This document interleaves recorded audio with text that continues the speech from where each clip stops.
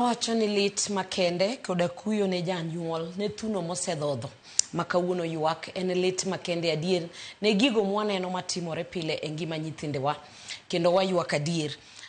For example kata ka waweyo juang kata wuoyi makoro karaoke nyocha neno ka inega ratiro nyathi ma harmless moringo nyak okwayo kony oringo pondo to ngato chile gi magina dhano chunye osebedo matek machalo kidi manego dhano wadgi today. It's like it's a normal thing.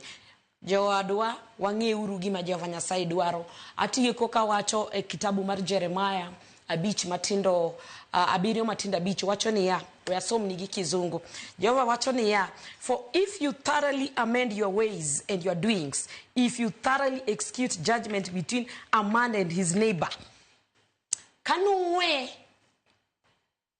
chwero remo maonge makosa kendo nulok yore uadir to nudagi e piny mamiyo unigi kwe to nikech dhano oseweyo weche Jehova Nyasaye makare timo magigi giwegi, kwe ma Jehova Nyasaye no wacho cha ok wabi yudo, nikech kwe biro gi hera, kwe biro gi luor, kwe biro gi winjruok. Mago setamo dhano sewe hera mar Kristo, dhano timo gigi giwegi.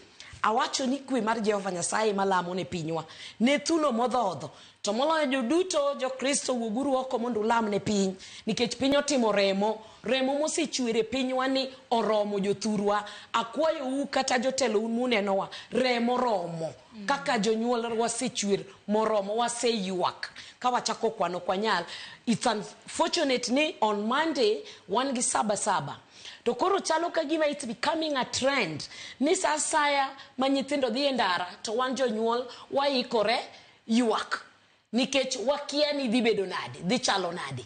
Mago mana matis muamulo ma ok wang'eyo ma jogi ywak. An kaka nyaseme an gi wede na ariyo ma nyithinde gi notho chieng'no, machielo watero weekend ni, machielo itero weekend machielo.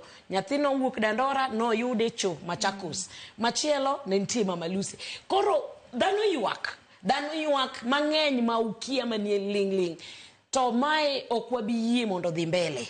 Akwayo gi muolo ni jatelo manie telo en janyuol mari di chal ni nadi kamar ng'ato chal ne ineno kaka ng'ato ywak to mari nikech pok oyudi emomiyo tim gimi nyalo dwaro ni mondo timni to in janyuol ma Nyasaye miyo, jatelo ma Nyasaye miyo pesa, please nyathi ng'ato ming'iewo no mioro mondo dhi tim gimoro no gi siling 500 we nikech be inyuol ok bi bedo ni maber.